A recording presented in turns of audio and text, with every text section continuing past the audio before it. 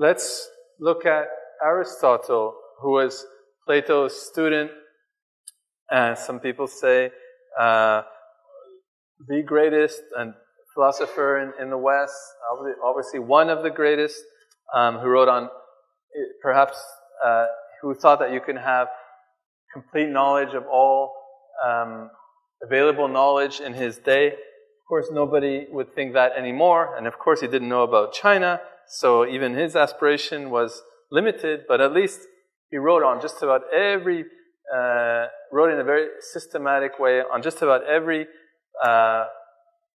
main area of knowledge of his own day. And he has two famous books that are relevant for us. One is called The Ethics, and one is called The Politics. And like Plato, he thought that you have to have ethics right when you think about politics. You have to have appropriate ethics in a political system. Only then can you have a just community. And like Plato, he was quite skeptical that democracy, meaning ruled by the majority, can do that well.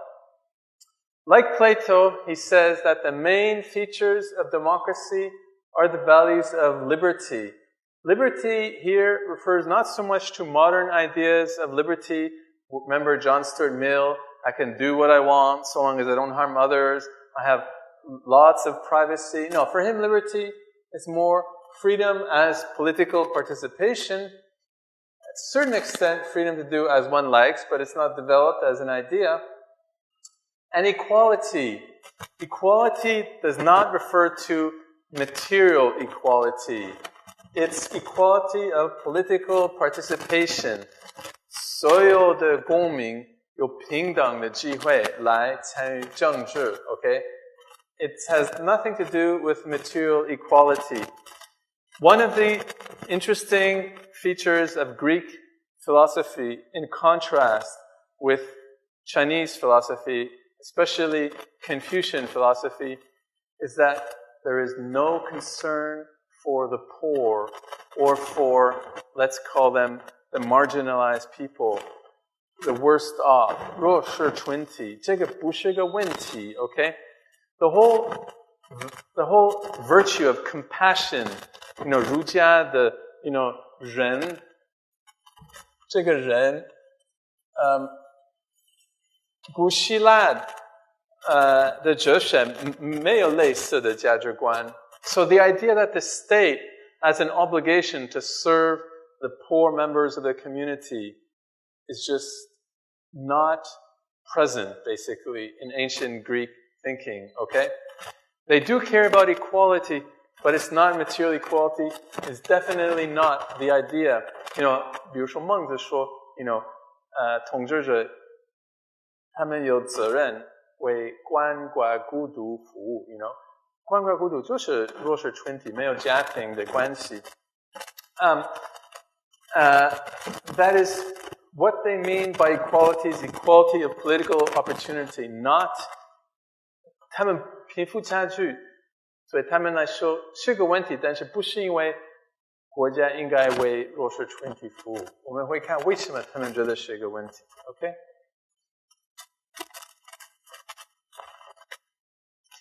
So, the arguments against democracy are similar to Plato's. It leads to political instability and leads to moral corruption. But Aristotle's real argument is providing detailed arguments for improving democracy. Although democracy is a bad system, 虽然是不好的制度，但是可以改善。OK， 然后他会讲一些比较有意思的理由，怎么改善呢？ So, he agrees with Plato that most men pursue the useful and not the good. 大部分的人是小人，而不是君子。OK， 这个他跟他的老师完全同意。如果你有一句话是小人，不是是义和。利和义的区别，对，所以他完全同意这方面。OK， 大部分的人是小人，他们关注的是利而不是义。OK， 理论上 the rulers, the citizens, they should be those who have virtue and merit, you know. 所以理论上 it should be those who have more virtue and more merit. By definition, right, most people do not have virtue and merit.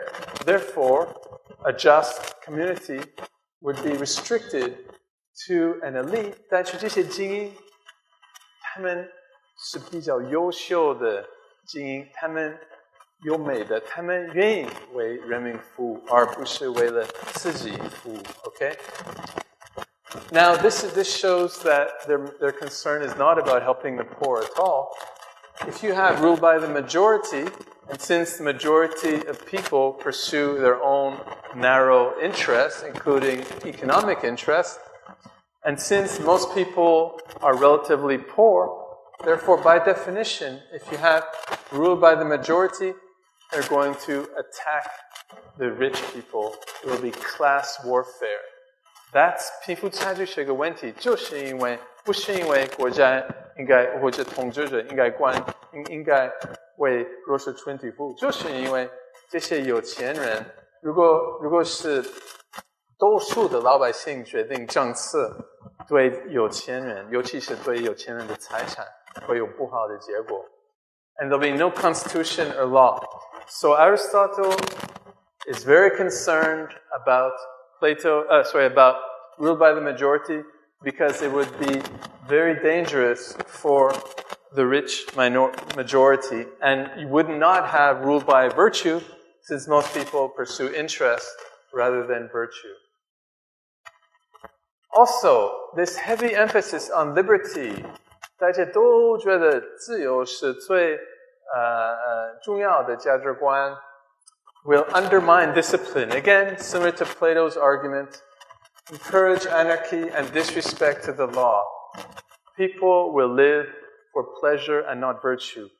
Again, Xunzi had a very similar argument, right? It's a constant theme in both ancient Greece and ancient China, that if you just allow people to do what they want, to follow their natural impulses, their tendencies, people will live for pleasure. 他们会追求是快乐 而不是美德 OK， 当然哲学家都觉得应该追求的是美德而不是快乐 OK， 那怎么避免这些问题呢？或者怎么减少这些倾向呢？ Well, he says in his own day, of course, Athens was a democracy.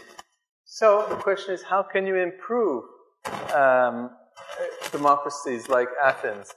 And his most original contribution, where he went further than his teacher, was he thought of ways of making democracies, meaning ruled by the majority, more stable.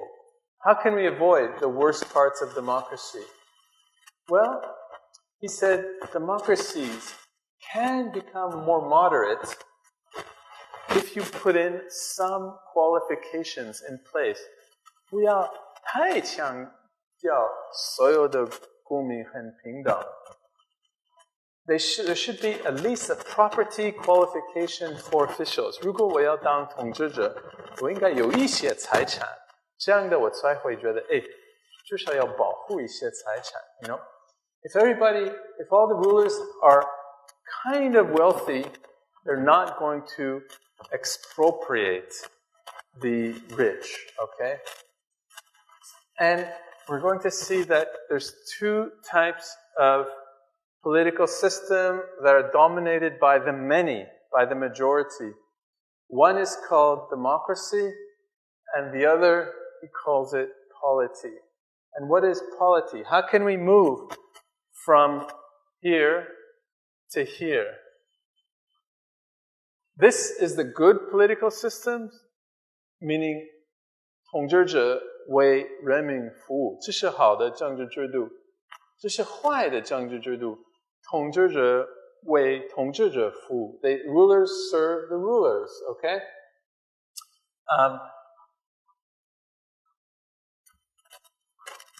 And in a democracy ruled by the many, the majority of people serve their own interests and go against the interests of the minority, especially the minority of rich.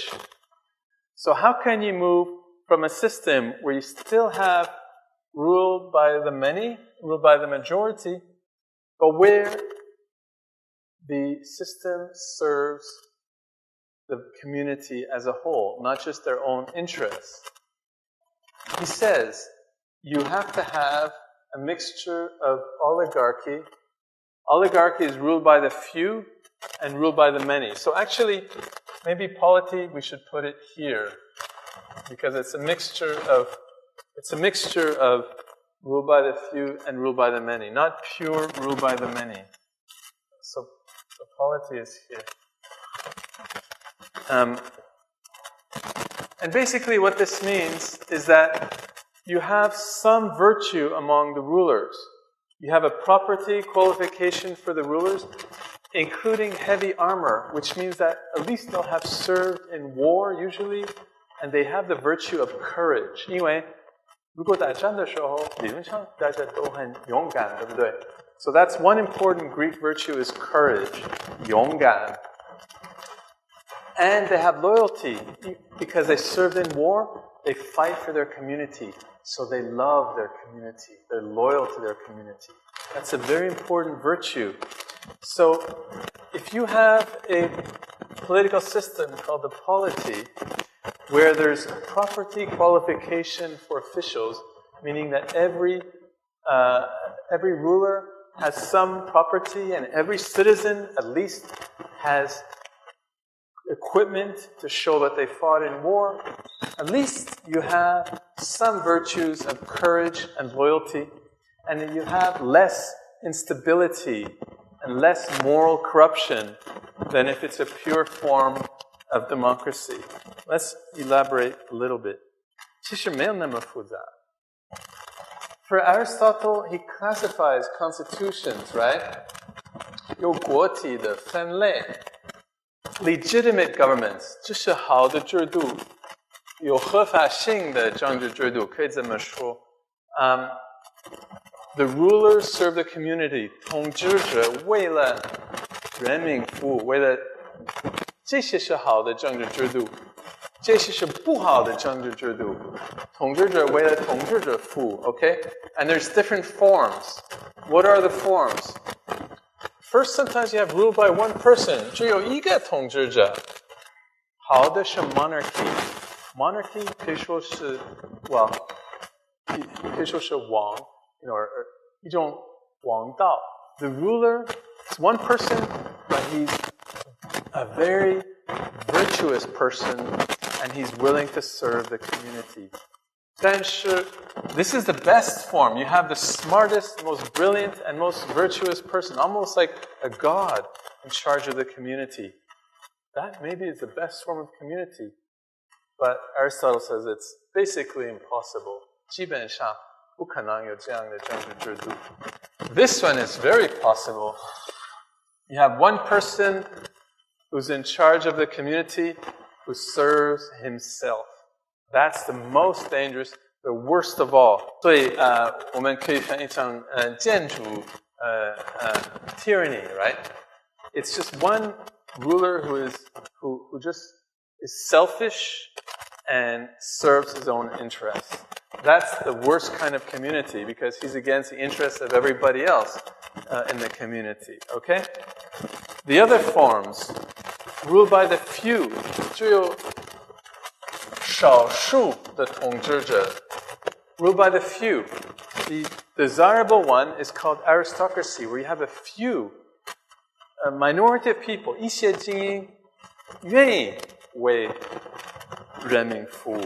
这个也是很好的制度，比较不错的，但是这个也很难。It's very difficult, very difficult to imagine that kind of community in practice. Much more common is oligarchy. Oligarchy 是有一小部分的统治者为他们，也是他们比较自私。They serve the minority of people interest, not the majority. 所以这个好像中文有一点奇怪，因为我们一听那个贵族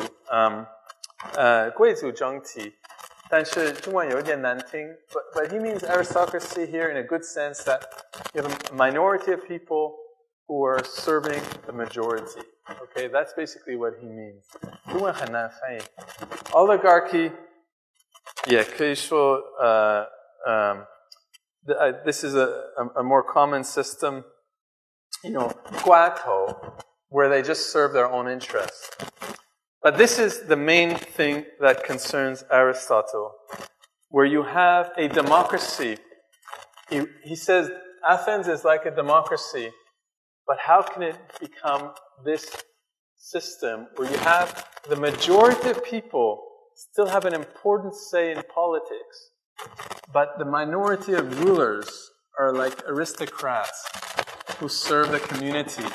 How can you have this kind of community? How can you move from here to here? This is polity 有时候翻译成资产制，有时候翻译成共和制。但是 the basic idea here is you have rule by the few, meaning the few virtuous rulers, 这些很好的精英 and the majority also have a say in politics. 多数的还是有一些参与政治的机会。This is the best among practicable system. 这个不是最理想的，最理想还是这个，但是这个不可能，基本上这个 aristocracy 很难，但是 politics 他觉得有可能，而且我们可以从这个制度变成这个制度。How 怎么做呢？用什么方式呢？Well, he has ideas, right? The first idea, he says you should have rule by the middle class. But what is the middle class? It's different than what we mean now by middle class. 谁是中产阶级？都给他们权利。Basically, it's farmers. 大部分是农民， but 富裕的农民, okay? It's rich farmers who have some degree of property and also who have fought in wars and who have shown the virtues of courage and loyalty. If you give them political power, you can move from here to here. So this refers to citizens who make a living on the land and who own some land. The middle class, not in a 现在不是我们像中上阶级跟当代跟古代希腊完全不一样，对不对？ So then it's basically middle class in the context that they're not very rich nor very poor. They have some property and they have fought in wars that have some honor for them. So how can the state give power to this middle class? Well, if you have power to this middle class, you would have not huge, very rich billionaires. You would have 可以减少贫富差距, okay, if you have this. So the 社会应该比较稳定. The rulers would lead the people to their own affairs. 统治者不会总是干涉老百姓的生活方式. Curtail pay for citizens. He doesn't want people who have no property or no experience in war to participate in politics. Remember, one way of encouraging participation was to give money to citizens to go to the assembly. If you do not give money to citizens, you won't have participation by those who have no property. And to a certain extent, you raise the living standards of the masses so that they have their own affairs to tend to. Meaning, if people are basically middle class and they have work to do, they won't think about how to expropriate the rich. They just focus on their own affairs. They won't. 他们不会想我怎么可以没收这些有钱人的财产，他们不会考虑这些问题。OK， 是比较稳定的社会。So why you want to increase the power of the medium well? It's very different than now men. 现在很多学者政治义务，民主是个好东西，为什么呢？因为都给老百姓一些权利，挺好，他们都可以参与政治。Aristotle 完全不一样，他想避免这些公民随便参与政治。Okay? He says if they are too busy with their own affairs, they leave politics to a virtuous belief. 大家都很忙，没有时间考虑政治的问题。所以他们会把这些比较优秀的统治者让他们制服 ，OK？ 而且他们they're not totally bad, right? 他们有一些美德，courage and loyalty, 勇气，忠诚 ，OK？And the most stable, 他们比较稳定，为什么呢 ？Again.They do not have sufficient wealth to be the objects of envy. 他们不是很有钱人，所以大家都会羡慕他们。And they are sufficiently well off not to attack the rich. 他们觉得我生活还可以嘛，我不会没收有钱人的财产。OK， 所以是比较稳定的社会。So he favors again apathetic majority. 他希望。大部分的人不会参与政治，他们就管自己的事情，这样是比较稳定的社会。但是，他不完全反对多数人参与政治，他觉得多数人参与政治还是有一些好处。There are some advantages to rule by the majority, and this is where he put forward some very original arguments that are still used by democratic theorists today. And what are those arguments? The first is the rule by collective wisdom, 集体智慧。什么意思呢？ Actually, it's quite simple, right? A large group has more wisdom and virtue than a small group, almost by definition, right? 如果我们应该有25个人左右，我们要算我们到底有多少个美的多少个智慧，我们就可以看你，然后可以想我们有25个人，但是如果我们只有12个人，那肯定我们的 we won't have as much virtue, right? By definition, right? Or wisdom.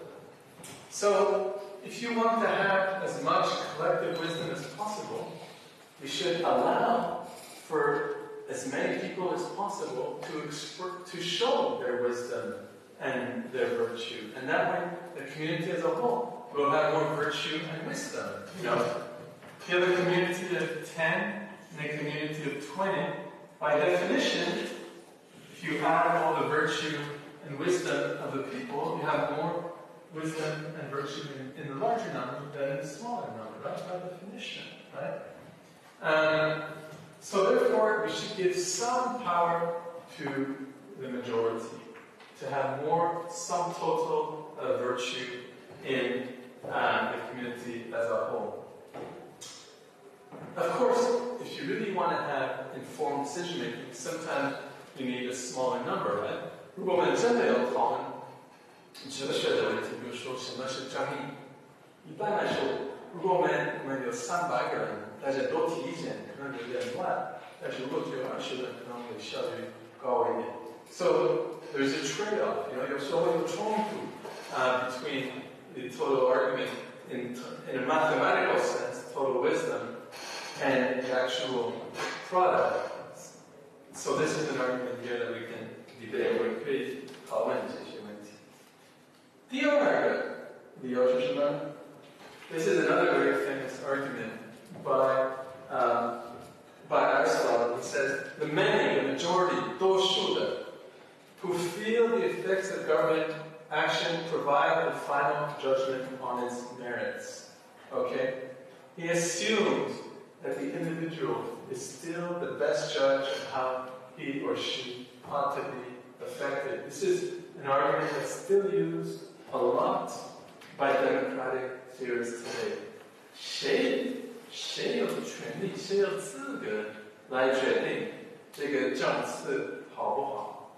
就是如果这个政策影响我的利益，那我比别人更有这个判断，对不对？So he says the experts should rule. 当然，应该是最优秀的统治人来决定，但是谁有资格判断这些决定是好还是不好，还是老百姓，还是公民？ And he uses just like cooking, right? If I make a beautiful meal, hopefully I'm a good cook. But who decides whether it's delicious food? It's you, not me, right? The same for politics. If I make a decision that's a good decision, I think it's a good decision. But who has the ultimate say, decide whether it's a good decision? It's the people who are affected by the decision. 是受到那个政策的影响人，他们才可以决定这个政策是好还是不好。Okay, a very famous argument for letting the majority of people decide.